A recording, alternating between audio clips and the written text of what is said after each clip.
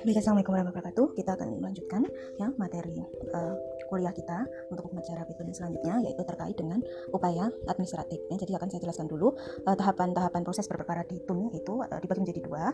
Ya, dalam sistem peradilan Pitun itu ada pralitigasi sebelum gugatan diajukan ke Pitun dan juga setelah di proses di Pitun atau tahapan-tahapan berperkara di Pitun ya, tahapan litigasi selama proses di persidangan. Nah, sekarang yang pertama, ini saya akan membahas terlebih dahulu tentang tahapan pralitigasi atau upaya administratif. Nah, jadi perlindungan hukum di dalam sistem peradilan itu dibagi pada dasarnya dibagi menjadi dua. Yang pertama diberikan oleh Badan Kekuasaan Kehakiman melalui peradilan administrasi atau peradilan tun ya, dengan dasar hukum acara Pitun ya.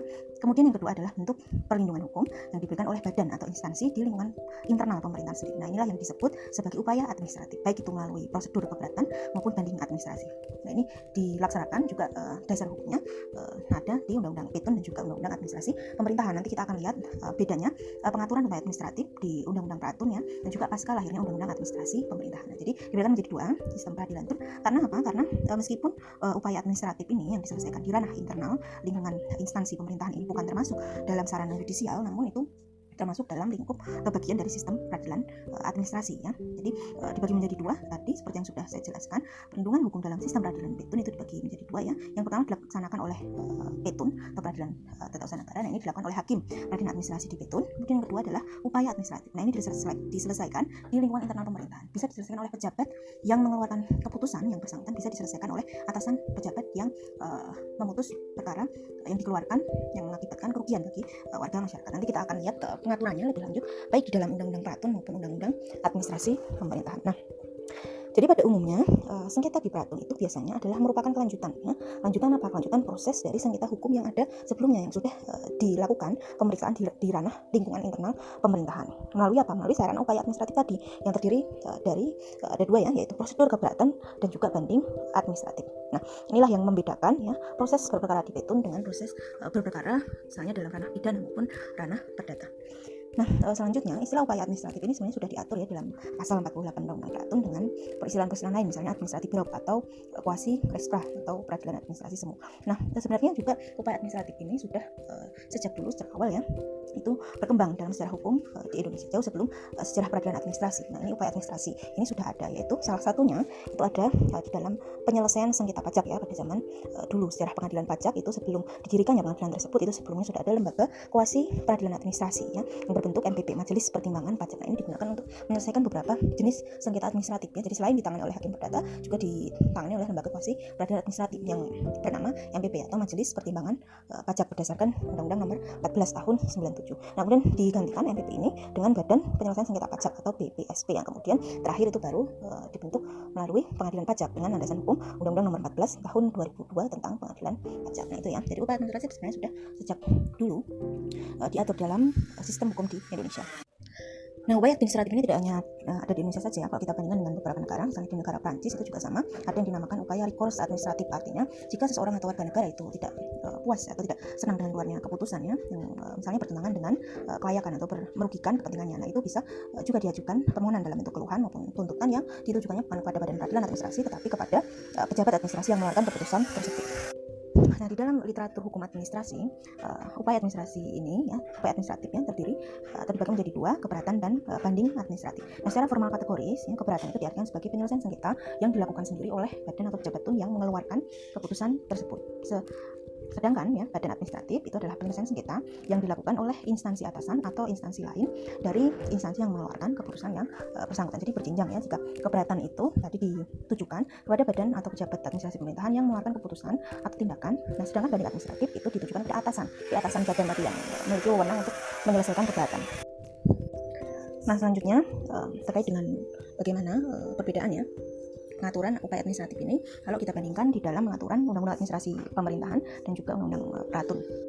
Nah, kalau di dalam Undang-Undang Pratun itu kalian bisa lihat di pasal 48 di situ dinyatakan bahwa upaya administratif itu merupakan sebuah keharusan ya untuk penanganan perkara atau penyelesaian perkara yang memiliki upaya administratif. Nah, sedangkan kalau dibandingkan dengan Undang-Undang Administrasi Pemerintahan di dalam pasal 75 ayat 1, upaya administratif itu bukan lagi sebagai sebuah keharusan atau kewajiban, tetapi dengan adanya kata dapat di sini artinya itu merupakan sebuah pilihan sebenarnya bagi warga masyarakat yang merasa dirugikan ya, apakah dia menempuh upaya administratif dulu atau langsung diajukan mengajukan gugatan ke peradilan tun. Nah, itu perbedaan yang pertama. Perbedaan yang kedua adalah bahwasanya pada Undang-Undang Pratun, kalau kalian lihat di pasal 53 ayat 1 disitu disebutkan secara tegas bahwa PT Tun itu memiliki tugas dan wewenang menyelesaikan sengketa atau perkara yang memiliki upaya administratif. Sedangkan bagi upaya sengketa yang di dalam peraturannya itu tidak mengatur tentang upaya administratif, otomatis langsung diajukan ke Petun. Nah, ini kalian harus bisa membedakan ya di antara pasal 48 yang dimuat di Undang-Undang Pratun dengan pengaturan di Undang-Undang Administrasi Pemerintahan ya dalam pasal 75. Nah, sedangkan di dalam Undang-Undang Administrasi Pemerintahan itu dalam pasal 76 ayat 3, nah itu sedangkan hanya disebutkan kata pengadilan ya, dimaknai menurut pasal 1 angka 18 itu dimaknai sebagai pengadilan tata usaha negara. Nah, inilah yang membedakan secara prinsipil antara pengaturan upaya administratif dalam Undang-Undang Administrasi Pemerintahan yang mengatur upaya administratif ini bukan sebagai sebuah kewajiban atau keharusan sebagaimana di dalam Undang-Undang Pratun, tapi lebih kepada suatu pilihan karena adanya kata dapat ini tadi. Nah, nanti kalian lihat ya, dalam pasal 75 ada kata atau frasa dapatnya, artinya itu sebenarnya merupakan sebuah pilihan ya bagi beberapa pendapat dari pakar hukum Pratun yang menyatakan tentang opininya ya terkait dengan frasa tersebut. Jadi pilihan bagi warga masyarakat untuk menempuh upaya administratif terlebih dahulu sebelum gugatan diajukan ke Petun atau langsung diajukan ke Petun. Nah, sedangkan kalau di Undang-Undang Pratun itu upaya administratif bagi yang perkara tersebut dalam peraturan dasarnya itu tidak ada upaya administratif bisa langsung ke Petun, sedangkan bagi perkara yang memiliki upaya administratif itu langsung ke Pengadilan Tinggi Tata Usaha Negara. Jadi tidak melewati Petun ya. Nah, inilah yang membedakan kalau kalian bisa mencermati ya perbedaan antara dua pasal tersebut ya dalam pasal 48 Undang-Undang Pratun dan juga pasal 75 kemudian 76 Undang-Undang Administrasi Pemerintahan. Nah, sehingga sampai sekarang tuh masih terdapat dualisme pendapat ya antara upaya administratif sebelum pengajuan gugatan ke Petun ini sifatnya imperatif atau sebuah kewajiban atau sebuah pilihan atau sifatnya hanya fakultatif. Artinya kalau fakultatif di sini masyarakat kemudian diberikan pilihan ya untuk mengajukan upaya administratif terlebih dahulu atau langsung mengajukan gugatan ke Petun. Selama masyarakat itu tidak mengajukan gugatan upaya administratif, nah dari segi kemanfaatan dan keadilan, otomatis gugatan langsung diajukan ke Petun. Nah, kalau kita lihat pendapat yang berbeda ya dari Tri Cahya Permana ya, itu adalah salah satu hakim Petun, di mana kalian kemarin sudah saya berikan tugasnya untuk merangkum webinar yang dihadiri oleh beliau ya, hakim Petun. Nah, terkait dengan pendapat beliau ya terkait dengan upaya administratif ini di Pratun, apa sifatnya fakultatif atau imperatif? Nah, ini menjadi ranah penyelesaian yang seharusnya ditentukan oleh Mahkamah Agung ya. Jadi MA itu diurgensikan sekali kemudian membuat terobosan agar kekosongan hukum ini yang mengatur terkait dengan upaya administratif dapat segera terpenuhi ya, bahwa jangan sampai terjadi dualisme pendapat di dalam penyelesaian perkara terkait dengan upaya administratif ini.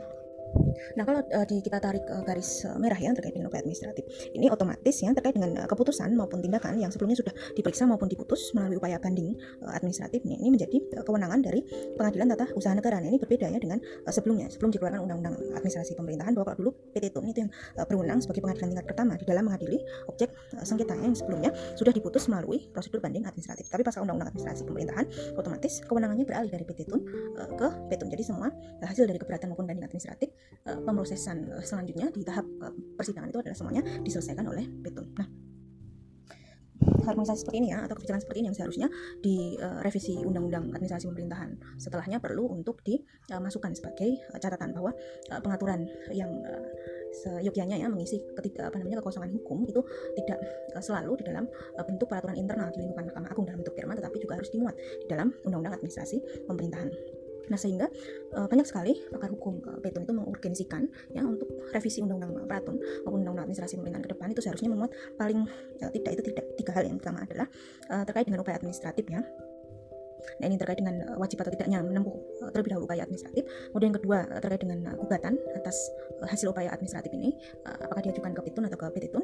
Kemudian yang ketiga, bahwa setidaknya dari pemahaman atau interpretasi yang selama ini dihasilkan dalam pemaknaan beberapa pasal di Undang-Undang Administrasi Pemerintahan, nah ini kemudian membuat seolah-olah rangkaian penyelesaian upaya administratif ini terlalu berjenjang sekali ya, karena menjadi beberapa tahapannya di mana ini juga tidak sesuai dengan asas peradilan cepat, sederhana maupun biaya ringan ya, karena memang harus seolah-olah harus dimasukkan dalam upaya administratif terlebih dahulu, kemudian baru diproses di Petun, kemudian banding, kemudian baru kasasi. Nah, ini menjadi beberapa tingkatan beracara di Petunnya menjadi lebih banyak, dan ini tidak sesuai sebenarnya dengan nilai-nilai hukum acara penyelesaian sengketa di peradilan tun, tidak sesuai dengan asas peradilan cepat, sederhana maupun biaya ringan.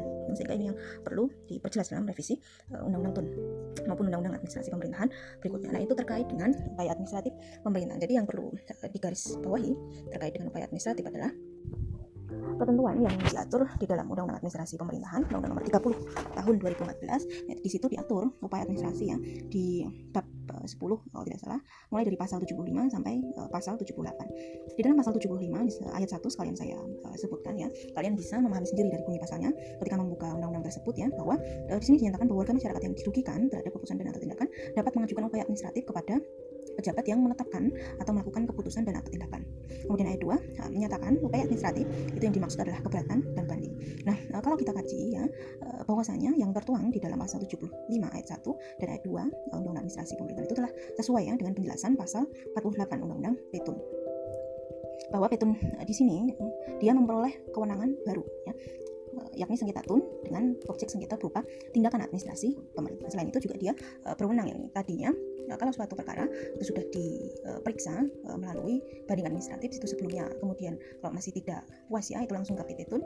Nah, pasca hadirnya Undang-Undang Administrasi Pemerintahan ini menjadi ranah dari kewenangan petun ya. Jadi yang tadinya menjadi kewenangan petun kemudian beralih semuanya ke kewenangan peradilan tata usaha negara. Nah, sehingga kalau dikaji ya, ini bisa kita simpulkan ya secara general bahwa sebenarnya yang dimaksud pengaturannya di dalam Undang-Undang Administrasi Pemerintahan terkait dengan upaya administratif itu adalah bahwa yang pertama di sini sebenarnya ada suatu kehendak dalam hal apa, dalam hal menjadikan satu ya, atau mengeneralisasi sistem peradilan administrasi dengan upaya administratif. Nah, artinya proses final upaya administratif itu tetap ada di peradilan administratif, tetapi di sini perlu digarisbawahi bahwa prosedur keberatan maupun banding administrasi ini kemudian dijadikan sebagai upaya yang bersifat pilihan utama ya, yang jadi sifatnya adalah premium remedium yang tersirat di pasal 75 tadi. Nah, sehingga berbeda dengan paradigma dalam Undang-Undang Petun bahwa upaya administratif itu hanya kepada KTUN, di mana proses penyelesaiannya itu melalui mekanisme internal ya. Jadi ada penghendakan di sini bahwa upaya administratif ini, baik itu keberatan maupun banding administratif ini digunakan sebagai premium remedium upaya yang pertama ya. Artinya bagi yang suatu perkara atau sengketa itu tidak diatur dalam peraturannya terkait dengan upaya administratifnya, tetap harus menempuh upaya administratif sebagai langkah pertama ya sebelum gugatan di petun. Nah, kedua adalah bahwasanya persyaratan semua perkara yang mempersoalkan KTUN yang diterbitkan oleh pejabat tun ini pada dasarnya harus melewati prosedur keberatan maupun banding administrasi terlebih dahulu melalui mekanisme internal. Sehingga memang diupayakan ya di dalam UAP ini, intensi dari pembuat undang-undang atau DPR ini sebenarnya bagus ya, karena membuat semacam mekanisme penyelesaian upaya administratif yang didorong melalui upaya-upaya penyelesaian sengketa dengan mekanisme non peradilan. Jadi tidak semuanya harus kemudian diajukan langsung ke petun, tetapi diutamakan adalah mekanisme non peradilan terlebih dahulu ya. Sehingga inilah yang menurut saya juga menjadi aspek positif ya dalam hadirnya Undang-Undang Administrasi Pemerintahan, karena prioritaskan ya mekanisme-mekanisme di luar litigasi atau mekanisme yang sifatnya adalah non peradilan. Baru kemudian jika masih tidak puas baru diajukan di peradilan tata usaha negara. Nah, selanjutnya dalam rangka menggarisbawahi tadi belum saya sebutkan bahwa sudah hadir ya Perma nomor 6 tahun 2018 terkait dengan pedoman penyelesaian sengketa administratif setelah menempuh upaya administrasi. Nah, itu sifatnya adalah wajib atau mandatori. Nah, ini sudah ada benang merah dari Mahkamah Agung ya di dalam pasal 2 ayat 1 dan ayat 2, kan bisa cari nanti bunyi pasalnya dalam Perma nomor 6 tahun 2018 bahwa semua sengketa tata usaha negara itu sebelum diajukan gugatan itu wajib menempuh upaya administratif terlebih dahulu, baik itu keberatan maupun banding administrasi. Nah, setelah menempuh upaya administratif kemudian masih tidak puas, barulah kemudian diselesaikan di ranah peradilan tata usaha negara. Nah, itu ya sudah keluar dari Mahkamah Agung penyelesaian internalnya dalam bentuk peraturan internal Perma nomor 6 tahun 2018 terkait dengan upaya administratif. Nah, sekarang kita akan lanjutkan ke acara proses beracara ya, tahapan beracara di petun ya. Nah, secara umum itu dibedakan jenis hukum acara petun menjadi dua klasifikasi. Yang pertama adalah hukum acara material, itu meliputi kompetensi absolut, kemudian relatif, kemudian hak gugat, tenggang waktu menggugat, alasan menggugat, dan alat bukti. Nah, sedangkan hukum acara formal ya dalam arti sempit, nah itu terdiri dari langkah-langkah atau tahapan yang terbagi atas, baik itu acara biasa, acara cepat, dan acara singkat. Nah, ini akan saya jelaskan ya tahapan berperkara menggunakan macam-macam jenis hukum acara ini. Yang pertama adalah acara singkat. Nah, jadi pemeriksaan dengan acara singkat ini pada umumnya dilakukan di petun itu adalah sebagai sebuah bentuk perkara perlawanan atas penetapan dismisal yang ditetapkan oleh ketua pengadilan. Nah, acara singkat ini ya dalam prosedur berperkara di petun itu pelaksanaannya dilaksanakan oleh majelis hakim dan dalam sidang yang tertutup untuk umum kecuali dalam pembacaan putusannya. Jadi pemeriksaannya bersifat tertutup, namun pembacaan putusannya bersifat terbuka untuk umum. Dan acara singkat ini dilaksanakan hanya untuk proses perkara perlawanan ya atas penetapan dismisal ketua pengadilan. Nah, di sini pihak penggugat atau pelawan yang melawan penetapan dismisal dari ketua pengadilan tadi, jika dia bisa membantah atau membuktikan alasan-alasan yang digunakan dalam penetapan dismisal ketua pengadilan ini salah, maka penetapan dismisal ini bisa dibatalkan dan selanjutnya akan diproses melalui acara biasa tanpa perlu melalui pemeriksaan persiapan. Nah, jadi di sini penggugat harus bisa membuktikan ya dengan pertimbangan-pertimbangan hukum bahwa memang penetapan dismisal ini tidak tepat secara hukum. Nah, untuk tenggang waktunya sendiri sekarang mengajukan perlawanan itu adalah 14 hari sejak penetapan tersebut diucapkan di dalam persidangan yang terbuka untuk umum oleh ketua pengadilan. Nah, jika para pihak tidak hadir, nah ini bagaimana ya? Nah, kalau para pihak tidak hadir ya dalam persidangan, maka otomatis tenggang waktu itu dihitung sejak pemberitahuan penetapan kepada para pihak secara sah, baru kemudian bisa diajukan perlawanan ya setelah dilakukan pemberitahuan tersebut. Nah, sehingga perlawanan di sini akan diputus melalui pengadilan dengan acara singkatnya. Nah, jika proses dalam pemeriksaan acara singkat perlawanan ini kemudian dibenarkan oleh pihak majelis hakim ya, nah, kemudian gugatan yang sebelumnya ditolak dalam penetapan dismisal otomatis akan diloloskan kembali. Artinya penetapan dismisal yang dilakukan oleh ketua pengadilan tersebut akan otomatis batal dan dilanjutkan dalam proses pemeriksaan perkara dengan acara biasa tanpa harus melalui pemeriksaan persiapan. Nah, itu kalau acara singkat ya. Nah, tapi kalau dalam perlawanan ternyata tidak dibenarkan, otomatis penetapan dismisal ketua pengadilan tetap berlaku ya, artinya tidak bisa diajukan upaya hukum yang lain ya. Artinya di sini bahwa penetapan dismisal ketua pengadilan dan juga hasil dari perlawanan ini tadi itu sudah final dan mengikat sehingga tidak dapat diajukan upaya hukum yang lain.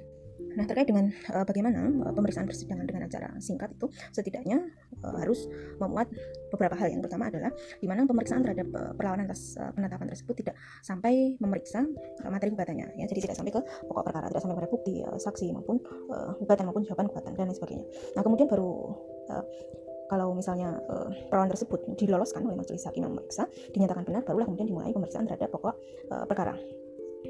Jadi secara umum pemeriksaan gugatan perlawanan ini dilakukan secara tertutup, namun pengucapan putusan inilah yang harus diucapkan dalam sidang terbuka untuk umum. Nah, itu secara singkat ya, acara singkat. Kemudian kedua adalah acara cepat.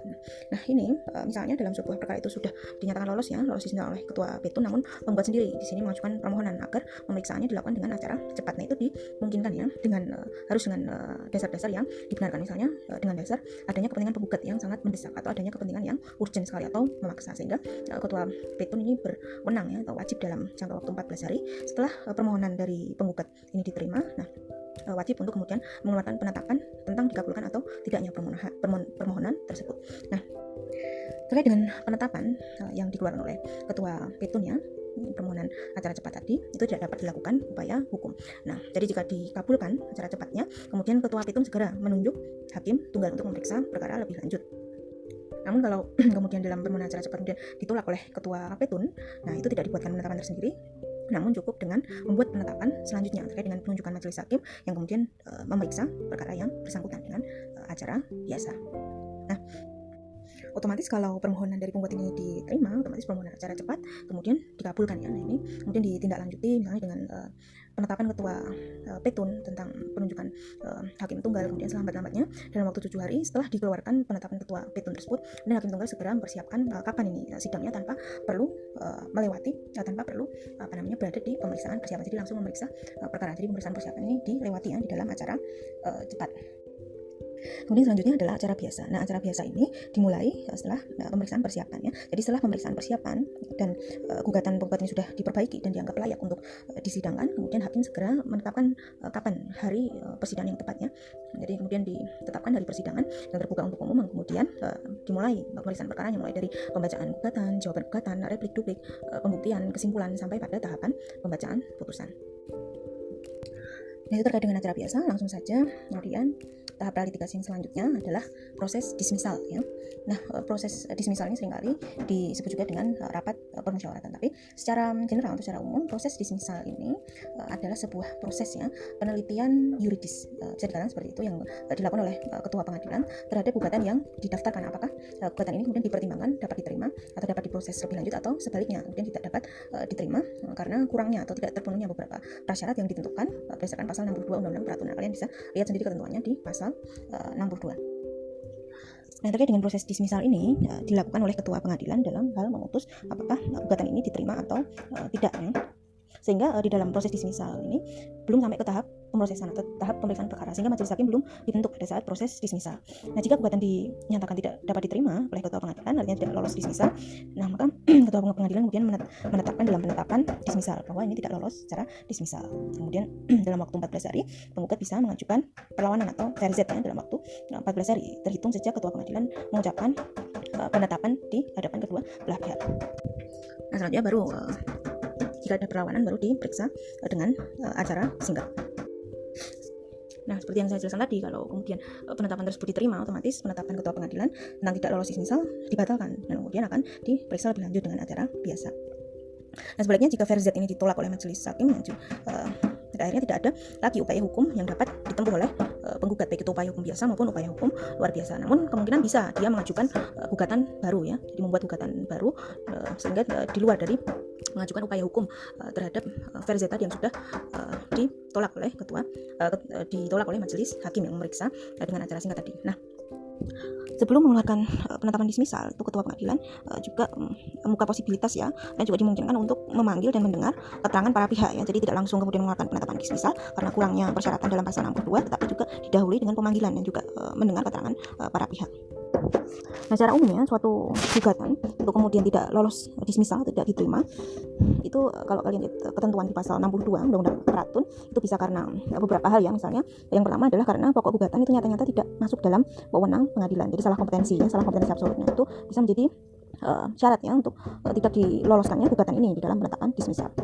Nah, kemudian kedua adalah syarat-syarat formal ya, sebagaimana dimaksud di pasal 56 Undang-Undang Peratun ini. Kalau tidak terpenuhi oleh penggugat maka akan berpotensi tidak diloloskan dalam penetapan dismisal. Kemudian ketiga adalah gugatan itu tidak didasarkan pada alasan-alasan yang layaknya, di alasan-alasan yang disertakan dalam gugatan tersebut tidak sesuai ya, atau tidak berdasarkan pada koridor. Misalnya tidak secara rinci menyatakan alasan-alasan di mana KTUN tersebut bertentangan dengan peraturan perundang-undangan maupun asas-asas umum pemerintahan yang baiknya. Jadi tidak disertai dengan alasan yang logis dalam mengajukan gugatan. Yang keempat adalah bahwa apa yang dituntut dalam gugatan kemudian ditemukan dalam ketua pengadilan ini sudah terpenuhi oleh KTUN yang digugat.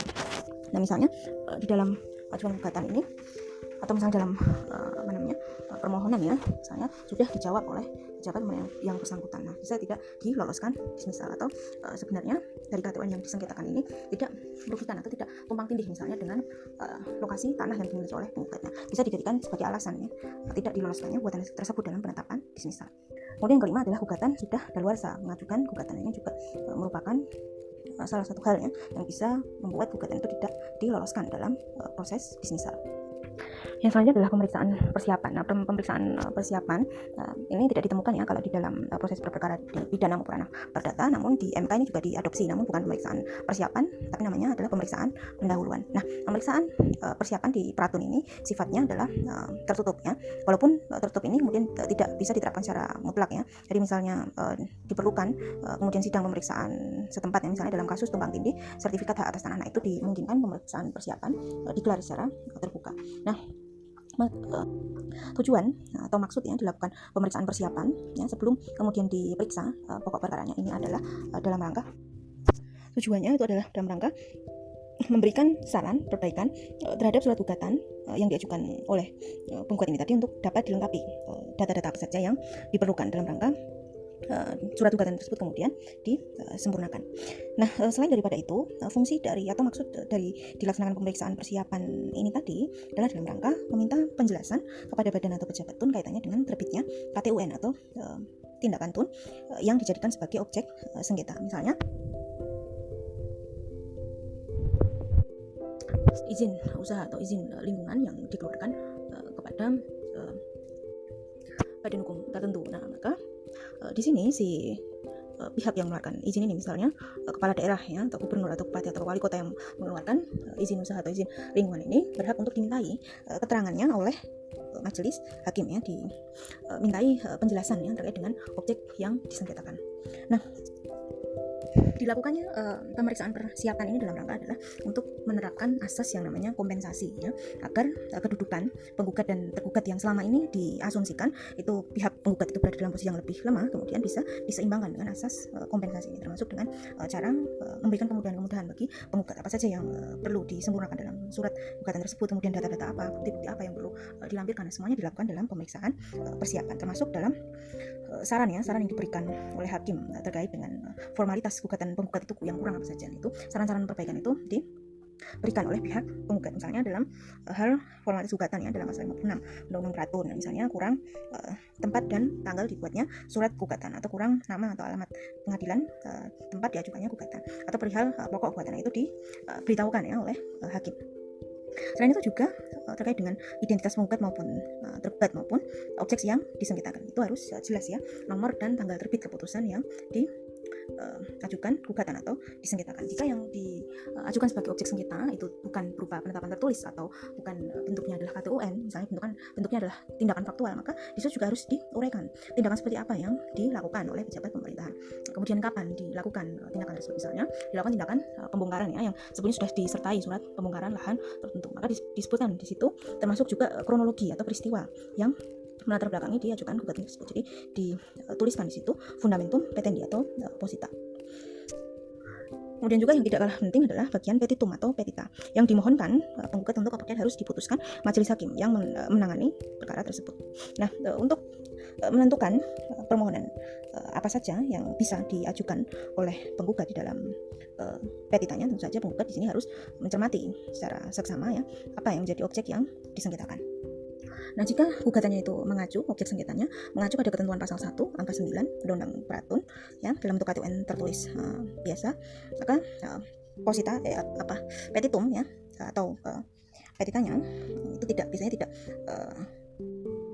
keluar jauh, ya, dari ranah tuntutan pembatalan keputusan tersebut, ya, atau dimintakan untuk dicabut atau dibatalkan atau dikeluarkan keputusan yang baru. Tapi apabila objek yang disengketakan itu di luar ketentuan pasal 1 angka 9 misalnya merupakan bagian dari tindakan faktual atau unrehmatif overhead stats tadi, misalnya pembongkaran lahan yang sebelumnya sudah disertai dengan surat pembongkaran. Nah, maka tuntutan yang dimohonkan oleh penggugat ini biasanya selain meminta agar tindakan tersebut, ya, dibatalkan, ya, juga meminta agar dituntut ganti rugi, ya, atas kerugian yang secara material sudah diterima oleh penggugat akibat pembongkaran lahan yang dilakukan. Selanjutnya terkait dengan tenggang waktu, ya, tenggang waktu pemeriksaan perkara pemeriksaan persiapan, ya. Nah, ini diatur di dalam pasal 63 ayat 2 huruf A Undang-Undang Peratur, yakni selama 30 hari sejak tanggal pemeriksaan persiapan pertama. Namun juga tidak secara rigid ditentukan dalam masa waktu 30 hari itu harus selesai, ya. Hakim bisa juga memperpanjang, misalnya salah satu pihak itu tidak hadir, maka hakim dapat memperpanjang. Kalau tidak hadirnya itu sesuai dengan alasan yang dapat dibenarkan, maka sesuai dengan kewenangan hakim bisa diperpanjang. Tapi kalau tidak berdasarkan alasan yang patut dan dibenarkan, maka majelis hakim bisa mengambil sikap, ya, dengan mengeluarkan sebuah putusan yang menyatakan kemudian gugatan tersebut tidak dapat diterima. Nah, kalau sudah lolos dismisal, kemudian ternyata pemeriksaan persiapannya tidak dapat diterima gugatannya karena tidak hadir tadi, maka tentunya sudah tidak dapat diajukan upaya hukum, ya. Salah satu-satunya cara untuk agar bisa berperkara lagi di petun jika tetap menginginkan untuk menggugat itu adalah dengan mengajukan gugatan baru, ya, sepanjang masih dalam tenggang waktu pengajuan gugatan. Ini lebih dari 90 hari, ya, sejak KTN tersebut diberitahukan pada pihak-pihak yang terkait. Nah, itu yang terkait dengan acara singkat, cepat, cara biasa, kemudian tahap pralitigasi proses dismisal dan juga pemeriksaan persiapan. Sekarang kita lanjutkan ke tahapan proses litigasi sidang terbuka yang dimulai dari pembacaan gugatan. Nah, yang pertama terkait dengan pembacaan gugatan ini, nah, itu diatur bahwasanya setiap persidangan dibuka itu dalam ketentuan harus dinyatakan terbuka untuk umum terlebih dahulu oleh hakim ketua majelis. Dan juga di masing-masing sidang pemeriksaan perkara atau di setiap sidang pemeriksaan perkara itu harus dinyatakan terbuka untuk umum, ya, hingga pembacaan putusan. Misalnya kecuali dalam hal undang-undang ini menentukan lain, ya, misalnya dalam pemeriksaan perkara yang menyangkut ketertiban umum, ya, sehingga harus dinyatakan tertutup untuk umum. Nah, hal ini mengapa penting, ya, untuk dinyatakan terbuka untuk umum, karena tidak dipenuhinya ketentuan sidang yang dinyatakan terbuka untuk umum ini nanti akan menyebabkan batalnya putusan demi hukum. Nah, ini mencerminkan asas keterbukaan pengadilan. Oleh sebab itu di setiap sidang pemeriksaan perkara itu hakim harus menyatakan dibuka untuk umum terlebih dahulu. Nah, dalam pemeriksaan sengketa secara terbuka, ya, dimulai dengan pembacaan isi gugatan terlebih dahulu, kemudian suratnya yang isinya jawaban, ya, oleh hakim ketua sidang. atau jika tergugat belum siap dengan jawabannya, nah itu pihak tergugat kemudian diberikan kesempatan untuk mengajukan gugatannya.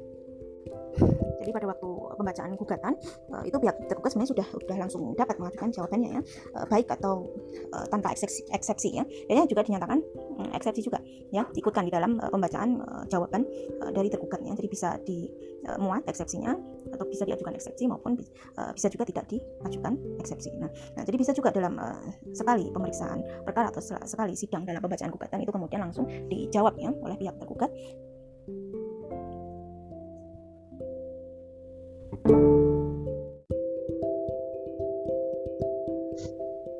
Dalam rangka untuk membantu terwujudnya asas peradilan yang cepat, sederhana, dan berbiaya ringan. Nah, itu tahapan pembacaan gugatannya. Selanjutnya adalah eksepsi dan juga jawaban. Nah, terkait dengan jawaban yang diajukan oleh tergugat, ini paling tidak juga sama dengan gugatan. Jadi harus memuat juga nama jabatannya, dan juga tempat kedudukan tergugat di mana dia bekerja. Kemudian nama pihak penggugat, baik itu kewarganegaraan, tempat tinggal, pekerjaan penggugat maupun kuasanya. Juga wajib di situ disebutkan terkait dengan dasar jawaban atau eksepsinya, serta hal-hal yang diminta pihak tergugat untuk diputuskan oleh pengadilan.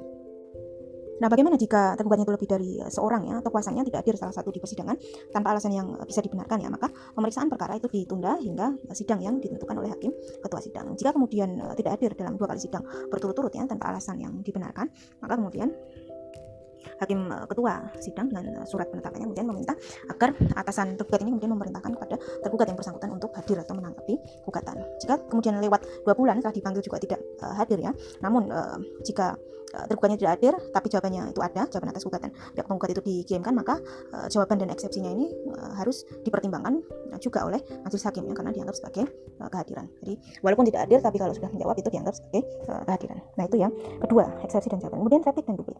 Kalau replik, nah itu dijawab lagi oleh penggugat ya. Artinya penggugat memberikan tanggapan ya, terkait dengan jawaban yang telah diajukan tergugat. Nah, penggugat di sini bisa menambahkan alasan yang berdasari gugatan ya, atau bisa mengubah alasan asalkan tidak merugikan pihak lawan.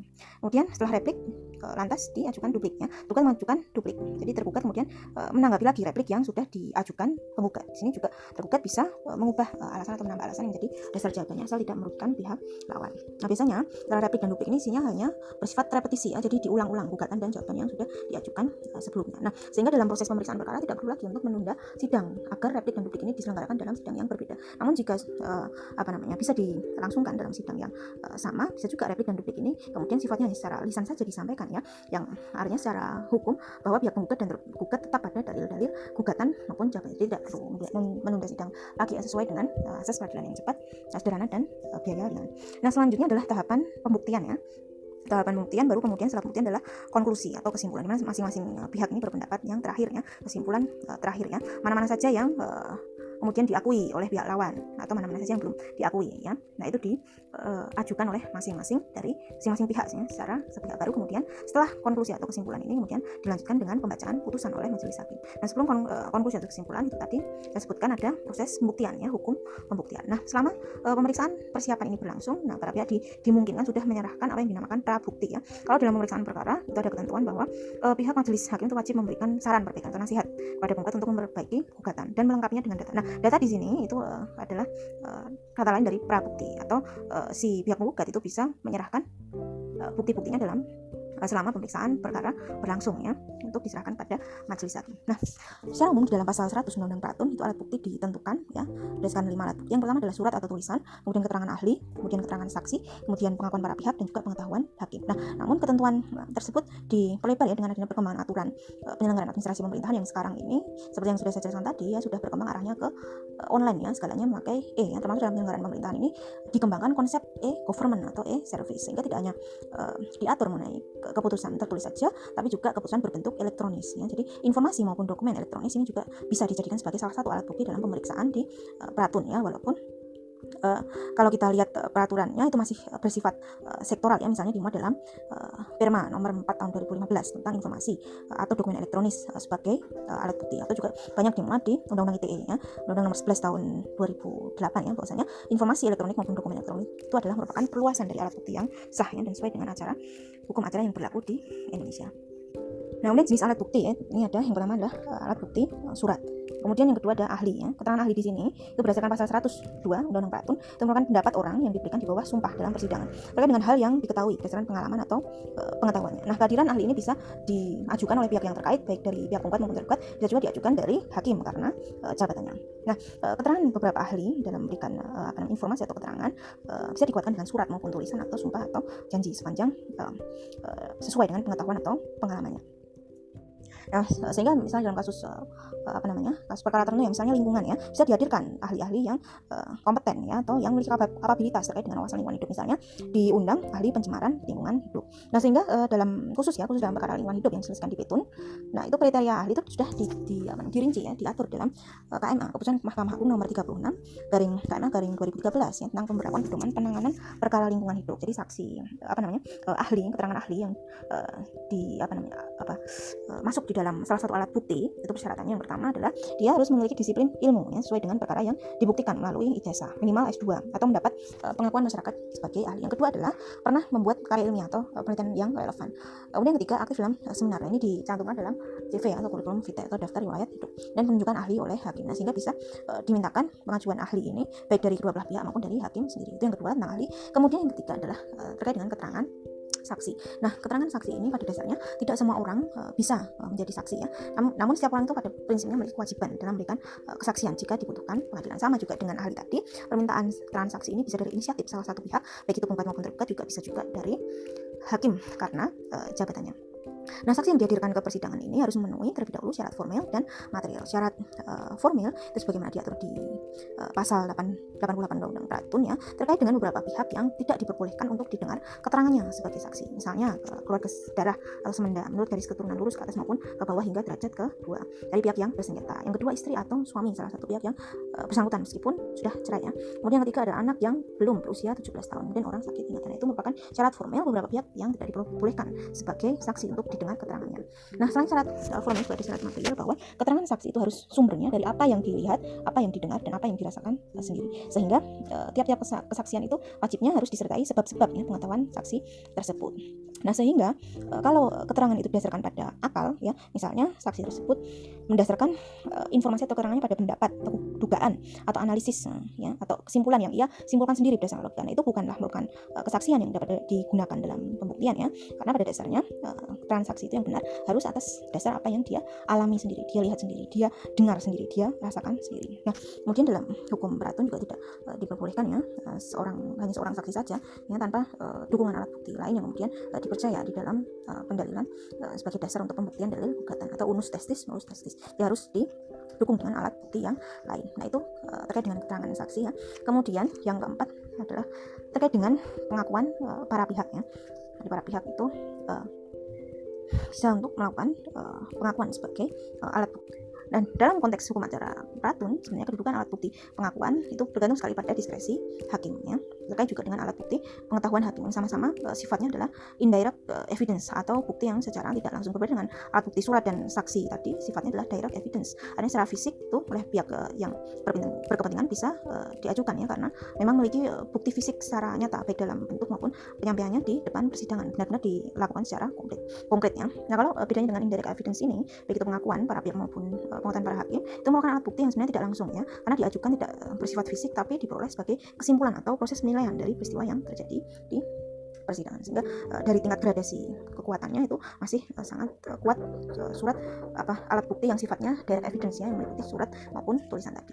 Nah, yang terakhir adalah pengetahuan hakim ya. Pengetahuan hakim ini merupakan sesuatu yang diketahui atau diyakini kebenarannya oleh hakim ya, meliputi apa yang dilihat, didengar, disaksikan oleh hakim dalam persidangan, termasuk juga sikap perilaku emosional dan juga tindakan para pihak dalam memutus perkara, termasuk juga dalam hal hasil pemeriksaan setempat, misalnya dalam perkara terkait dengan penetapan lokasi atau batas-batas tanah dalam sertifikat atau SK yang menjadi objek sengketa. Nah, pemeriksaan setempat tersebut dalam hal untuk memperoleh kepastian ini bisa dijadikan sebagai bukti ya, pengetahuan hakim terkait dengan lokasi penetapan tanah di lapangan ini tadi.